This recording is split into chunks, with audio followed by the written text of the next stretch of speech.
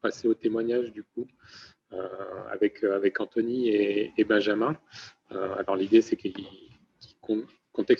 contextualisent un petit peu leur intervention. Donc, c'est deux entreprises qui, enfin, ils vont l'expliquer, mais qui sont dans le champ du numérique et de l'économie de la fonctionnalité de la coopération, donc qui prennent tout leur sens ici. L'idée, c'est que ce soit un échange ouvert.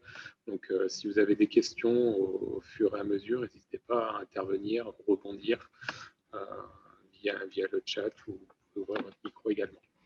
C'est à vous. Merci Nicolas. Je prends la présentation d'ITONUS et puis tu présentes rapidement Benjamin. Super, merci. Donc effectivement, pour répondre à la question d'Émilie aussi tout à l'heure, ITONUS est un écosystème coopératif au sens économie de la fonctionnalité qui a pour objet de réaliser, d'aider les entreprises, d'accompagner les entreprises dans leur transformation numérique en intégrant directement les externalités négatives notamment, et en minimisant notamment les externalités négatives, mais en voyant aussi des effets utiles au numérique, à savoir, en premier lieu, mettre le numérique au service du développement durable, et notamment, pour nous, la priorité ultime, de numériser l'EFC en évitant les transferts de pollution. Donc, fonctionnellement, on a une spécialité métier qui est la RSE, le développement durable, et notamment l'économie de la fonctionnalité, de la coopération et les nouveaux modèles économiques responsables. Techniquement, on a effectivement des consultants ou des partenaires entreprises qui ont plusieurs métiers, qui ont un métier d'évaluateur d'impact, hein, qui soit sociaux, environnementaux, économiques, des profils plutôt de consultants ou personnes qui vont faire des diagnostics, puis des pilotes de projet qui vont mettre en œuvre une démarche de sobriété numérique, notamment dans une logique de numérisation quand même, dans une juste mesure, si vous me permettez l'approche. Voilà, l'expression. À toi, Benjamin. Merci Anthony. Bonjour à tous, donc Benjamin, je suis co-gérant Les Fabricants, société basée à Roubaix, et nous étions des développeurs et nous migrons de plus en plus vers un aspect d'incubateur où justement on va avoir toute une phase d'analyse d'amont. Et donc nous on se trouve plutôt du côté de ceux qui vont produire des outils et donc du coup qui auront un impact. Donc c'est là où on doit se poser la question à un moment donné de faire des choix par rapport à ça. Donc on commence à travailler avec Anthony sur ces sujets-là, d'avoir l'éclairage, de se dire bon bah attention, en prenant ces décisions-là, en faisant tel type de développement, en utilisant tel type de machine, en utilisant tel type de réseau, d'hébergement, d'infrastructure, on aura un impact. Et donc du coup de pouvoir le mesurer, l'envisager. Voilà. Aujourd'hui on est beaucoup dans l'analyse a posteriori, mais c'est vrai que de plus en plus à essayer de l'intégrer au fur et à mesure de la marche, c'est très intéressant. Et du coup, selon vous, c'est quoi la première étape, on va dire enfin, j'imagine qu'il y en a plusieurs, mais peut-être la plus facile ou la plus évidente pour des entreprises qui souhaitent développer des outils. Quand vous leur dites, mais j'imagine que vous leur posez des questions peut-être assez bêtes et simples, mais qui les font cogiter quand même pas mal, comme pourquoi est-ce que vous voulez tel outil, pourquoi faire, quelle utilité. Est-ce que c'est des questions qui paraissent assez simples comme ça, mais qui font quand même beaucoup cogiter les entreprises? C'est très sincèrement, et je sais que Benjamin, c'est le cœur de son projet d'incubation, c'est de challenger aussi le besoin. Donc, il va y venir. Mais comme je disais en atelier tout à l'heure, ce qu'on va retenir sur le numérique, c'est qu'il y a 70% de fonctionnalités qui sont rarement ou jamais utiles. Et c'est ton exemple tout à l'heure, Nicolas, de la petite route cyclable et du petit chemin qui est à côté, qui n'est pas aussi bien équipé en termes d'infrastructure. Mais qui est le juste besoin. Il n'y a pas besoin de plus que ce qui est à côté de la ligne qui va tout droit. Donc, comment on outille numériquement le bon besoin et comment on challenge le bon besoin. Je vais prendre un exemple tout bête. Il y a une communauté de communes qui cherche à créer un tiers-lieu voilà, et à avoir des espaces en accès pour des entreprises plutôt responsables. À la base, ils voulaient mettre, pour accéder à ces espaces, ils voulaient mettre un capteur avec un QR code et un accès automatique à l'espace, si on répond du modèle de l'économie et de la fonctionnalité, on va pas forcément avoir besoin de ce capteur, on va avoir besoin de la fonctionnalité à accéder à l'espace, et on va la faire avec une personne. On va créer un emploi et on va créer de l'accueil et on va créer de la confiance entre le client et l'utilisateur du tiers-lieu, le client utilisateur et le gérant du tiers-lieu, avec une personne qui va avoir bien des valeurs supplémentaires au QR code en ayant un impact environnemental minimisé. Je ne dis pas que par là qu'il ne faut pas se numériser du tout. Le tiers-lieu a bien besoin de faire sa com, de se remplir, d'avoir un site web, etc. Est-ce que le besoin du QR code pour accéder librement et automatiquement à la salle, il est vraiment nécessaire, ou est-ce que ce n'est pas un accès libre quand on a créé et installé la confiance qui est beaucoup plus facile dans l'autre sens? Voilà, c'est la question de la poule et de l'œuf au final, si je le présente comme ça. C'est deux sujets très intéressants d'un côté, se poser la question effectivement du besoin, et c'est là où effectivement ça rentre en jeu, l'économie de la fonctionnalité et de la coopération rentre en jeu, de se dire effectivement à quoi ça va te servir, de pouvoir, d'un point de vue d'une équipe de développeurs, se projeter dans l'usage et creuser vraiment ces sujets-là, et donc de pouvoir faire des orientations pour aller chercher la petite fonctionnalité qui va faire la différence. Et du coup, le pendant derrière, c'est aller valoriser finalement, aller rechercher la valeur ajoutée de l'être humain. Ou voilà, si la numérisation peut amener à ça, là, on touche quelque chose d'intéressant. Vous allez aller chercher non pas un remplacement de tout automatisé, de tout régler et de ne plus avoir d'être humain, mais au contraire de valoriser ce que ne peut pas faire, ou alors à renfort de grosses technologies, une machine. Voilà, on est tous assez bien câblés pour ça, et donc d'être finalement ce petit coup de pouce par le numérique, mais d'être au juste endroit, quoi, de chercher vraiment à ne faire que le strict nécessaire, le strict minimum. Et ça peut pousser vers plein de sujets sur la façon dont, par exemple, vous développez un site e-commerce, de se dire, bon, bah, on va avoir, je sais pas, au mois de décembre, des milliers de personnes sur notre site e-commerce. On va prendre des énormes serveurs, et puis comme ça, on sera sûr d'absorber la charge. Bah, peut-être d'avoir une démarche de se dire, bon, en fait, tout le reste de l'année, j'ai besoin que d'un petit serveur, et d'aller vers des solutions qui vont être à dimension variable, à géométrie variable, et qui vont pouvoir s'adapter. Voilà, avoir ce genre de réflexion et réfléchir. Alors, il y a des enjeux économiques aussi derrière, évidemment, mais il y a tout un impact sur l'écologie que peut avoir ce genre de choix derrière. Et quand vous travaillez avec des entreprises qui viennent vers vous pour développer des solutions, comment est-ce que vous les amenez à réfléchir aux externalités, notamment positives? Parce qu'on s'est beaucoup concentré sur les externalités négatives du numérique, mais il peut aussi y avoir des externalités positives. Tu as commencé à l'évoquer, Benjamin, notamment au niveau de la valorisation du travail. Comment est-ce que du coup vous accompagnez ces entreprises-là à se poser ces questions et à les intégrer? De notre côté, ce qu'on essaye de faire, c'est refaire prendre de la hauteur aux entreprises qu'on accompagne sur leur métier. Et donc, ça veut dire qu'on va aussi impliquer tout le monde dans l'entreprise. C'est-à-dire que ce n'est pas un dirigeant qui dit « moi, je veux numériser mon entreprise, ok, voilà le cahier des charges, et puis hop, pondez-moi un outil ». C'est plutôt « ok, fais-moi rencontrer tes équipes, on va aller sur le terrain avec eux, on va aller comprendre c'est quoi leur métier, c'est quoi justement leur valeur ajoutée, et leur en faire prendre conscience ». Ouais, je comprends que ta partie administrative, là, elle n'a pas beaucoup d'intérêt. C'est des trucs redondants et rébarbatifs. Par contre, là, ce que tu fais là, j'ai jamais vu personne le faire de cette manière-là. C'est hyper intéressant. C'est là-dessus qu'on va te valoriser. Et ça, si tu pouvais le faire beaucoup plus, grâce au temps qu'on va te faire gagner sur toute ta partie administrative et rébarbative, bah voilà, là, on va pouvoir avoir ce genre de choses. Donc, il y a toute une démarche de prise de conscience, effectivement, dans des ateliers, de faire ce qu'on appelle des expériences maps aussi, de se dire, voilà, c'est quoi le parcours utilisateur dans l'entreprise, de l'entrée à la sortie. Voilà. Donc, il y a tout un tas de choses qui peuvent se passer dans cette incubation, finalement, du métier du client, pour ensuite aller vers des outils pertinents et développer ce qui est nécessaire.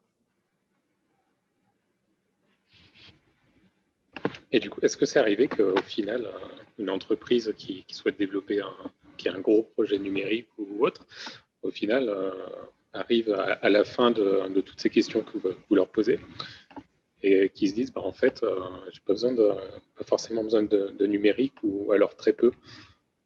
En général, on déplace la cible. C'est-à-dire qu'ils s'étaient fait une idée de ce dont ils auraient besoin. Peut-être à renfort de gros cahiers des charges, etc. Et avec cette démarche-là, on essaye de leur faire prendre conscience de là, en fait, tu n'avais pas remarqué, mais ça, c'est intéressant de le numériser, alors que tout ce que tu pensais devoir faire, non, ça ne l'est pas et tu as de la valeur ajoutée. Donc, en général, on déplace la cible et on accompagne les entreprises sur des projets très long terme parce que justement, on est dans l'évolution permanente d'aller chercher vraiment ce qui est pertinent au jour le jour, donc de faire vivre aussi l'outil, c'est-à-dire dans une démarche de développer un outil métier, on ne dit pas faites-moi un cahier des charges, on se revoit dans 2 ans, puis je vous sortirai votre outil. Non, on se revoit dans 1 mois et je vous mets déjà quelque chose entre les mains. Ça sera un petit truc, ça fera peut-être que pour l'instant 10% ou 5%, même peut-être 1% de ce que vous avez envie de faire, mais ça vous fait déjà avancer. Et surtout, ça va probablement vous faire changer de direction. Ça va probablement vous emmener sur un chemin que vous n'avez pas pensé. Ça va vous faire découvrir des choses. On digitalise de la prise de commande pour une entreprise qui vend du produit automobile, par exemple. Ils se rendent compte qu'ils ont un accès hyper intéressant à de la donnée qu'ils n'avaient jamais eu jusque maintenant. Et donc, du coup, ça change leur pratique et ça change la réactivité qu'ils peuvent avoir. Enfin, voilà. Et du coup, on évolue là-dessus et on capitalise là-dessus. Et donc, à renfort de cycles, d'analyse, de réflexion, d'atelier, on évalue et on regarde comment on peut faire de façon intelligente évoluer le métier uniquement. Du coup, ça correspond bien à l'idée au concept d'économie de la fonctionnalité et de la coopération, où c'est pas tant un modèle qui apporte des réponses, mais surtout un modèle qui permet de se questionner, de prendre de la hauteur, comme tu disais, remettre en cause un peu ce qu'on fait, la manière dont on le fait. Tout à fait. Peut-être qu'Anthony, tu as des choses à dire là-dessus, mais c'est vrai que le simple fait d'apprendre à poser des bonnes questions est un enjeu clé dans ce modèle économique. C'est d'ailleurs comme ça que nous sommes, notre propre structure, entrée là-dedans, par un accompagnement de questions finalement très pertinentes pour pouvoir nous faire prendre du recul sur notre modèle économique, sur la façon dont on travaille. Et voilà, ce n'est pas le sujet aujourd'hui, on pourrait en parler, débattre des heures du modèle économique, mais oui, tout à fait. Pour répondre à ta perche, globalement, j'ai les mêmes vécus et j'ai les mêmes ressentis. C'est par le questionnement sur la valeur et par le questionnement sur le métier et les changements qu'on va générer et essayer d'anticiper ces changements, ce qui ne veut pas dire forcément les mesurer tous. Il y a des choses qui le sont et clairement, par exemple, l'empreinte environnementale l'est et on peut faire des choses très scientifiques et c'est important d'avoir une démarche scientifique sur les externalités environnementales. Il y a d'autres externalités qui ne le sont pas et pour autant qui doivent être valorisées. Et dans ces exemples-là, moi, les exemples principaux que j'ai, c'est des exemples qui développent énormément la confiance et la relation avec le client. On parlait d'un site e-commerce tout à l'heure, on a où tu nous demandais aussi si on avait minimisé des projets numériques. Nous, on est passé d'un site e-commerce marchand avec des modules de paiement à un simple click and collect avec 0 photo parce que c'était une clientèle de proximité qui n'avait pas besoin d'une photo du produit qui garantissait en rien que le produit était frais. Il y avait juste besoin de pouvoir passer des commandes et d'avoir accès à une offre et à des commandes. Et du coup, le besoin a été répondu avec un minimum de numérique et même en déviant une partie des commandes du web vers un système SMS avec beaucoup moins de matérialité et beaucoup moins de technologie derrière. Ce qui est intéressant en plus avec cette démarche, c'est que ça a aussi un impact économique, c'est-à-dire que forcément, on va faire des économies de moins développer de trucs, de développer que des trucs essentiels. Et c'est là où l'économie de la fonctionnalité de la coopération prend le relais du service qu'on apporte et de la valorisation de ce service-là, et du coup qui rentre dans un module de confiance aussi, de dire tu me crées pas une Rolls-Royce alors que j'avais besoin que d'un skateboard pour avancer, quoi. Et donc du coup, il y a une forme de confiance qui s'installe et qui permet de reconduire aussi plus facilement. Donc ça a aussi un impact sur l'aspect économique, à la fois de la relation et simplement de la bourse de notre client.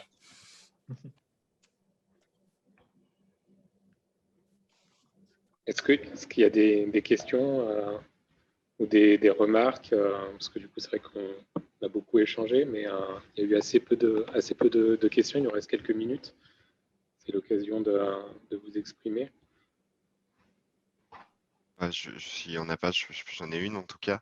Je suis interrogé sur la façon dont vous arrivez à amener finalement une analyse de besoin qui vient à limiter finalement certains usages numériques versus des études de consommation, des études marketing qui démontrent que quand on met finalement une vidéo plutôt qu'une image, une galerie d'images plutôt qu'une seule image, finalement le produit il se vend mieux et il se vend plus. Et comment en fait vous faites la part des choses et comment vous prenez en compte ça aussi finalement qui détermine potentiellement la viabilité du projet, quoi.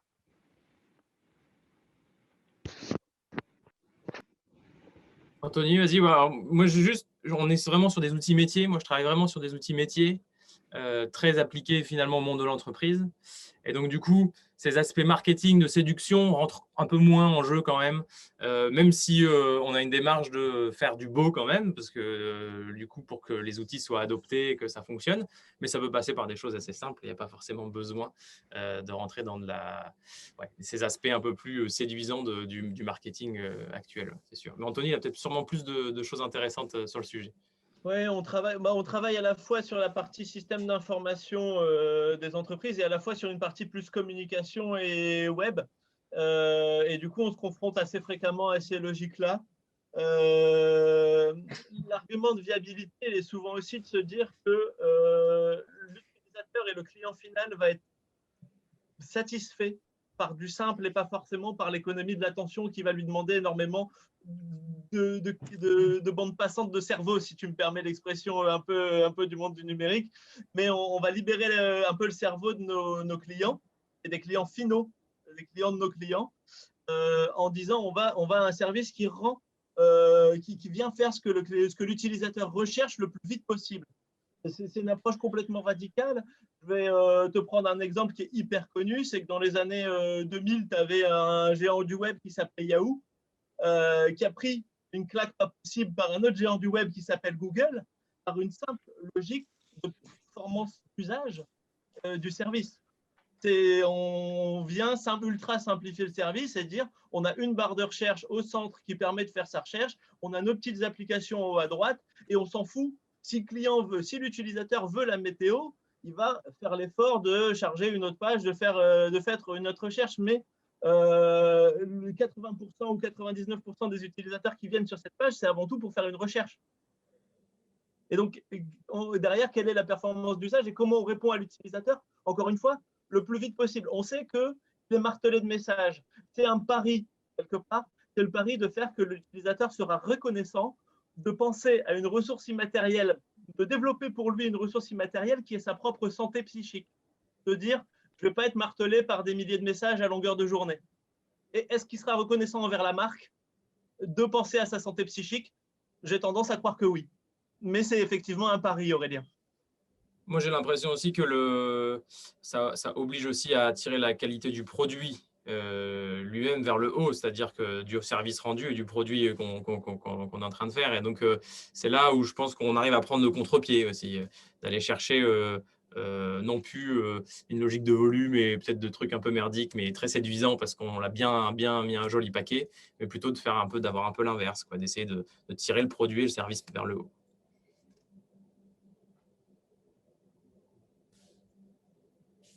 Merci pour ces réponses. Est-ce qu'il y a on a peut-être le temps pour une dernière petite question? Sinon, on peut conclure tranquillement. Je vous propose, du coup, juste, on va faire une petite photo de famille, comme ça on pourra mettre sur notre capture si vous voulez bien activer vos caméras, si c'est pas une obligation, bien sûr. On ne va pas obliger. Je fais une petite capture d'écran, comme ça on pourra mettre sur notre replay. Attention, parce qu'Anthony va calculer l'impact écologique de cette photo. C'est pas moi, c'est Julie avec son fond d'écran qui nous éblouit.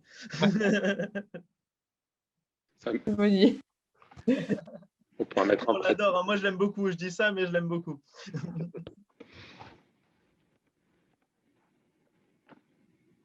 Hop. Merci. Bon, du coup, c'est l'heure de la fin. Finalement, on a rattrapé notre retard. Un grand merci à nos intervenants, Anthony, Benjamin, Alban, Julie, Aurélien, James aussi, pour nous avoir épaulés. Merci à vous d'avoir participé. J'en profite, je vous... Ah ben non, c'est toi. Est-ce que James, tu peux lancer un sondage? Oui. On va juste vous lancer un petit sondage, voir si ça a répondu à vos attentes, ce séminaire. Et puis du coup, on vous tiendra au courant dès que le replay sera disponible. Si vous avez des questions sur ce sujet, n'hésitez pas à revenir vers nous. Si on peut vous apporter des réponses ou vous mettre en relation avec les bonnes personnes, on le fera sans aucun souci. Tu l'as lancé du coup? Oui, okay. Ah, d'accord, je ne l'ai pas vu du coup, je ne le vois pas. C'est quand même pas évident, même au bout de quelques mois, on ne maîtrise pas à 100% tous ces outils. Bon, en tout cas, un grand merci à tout le monde.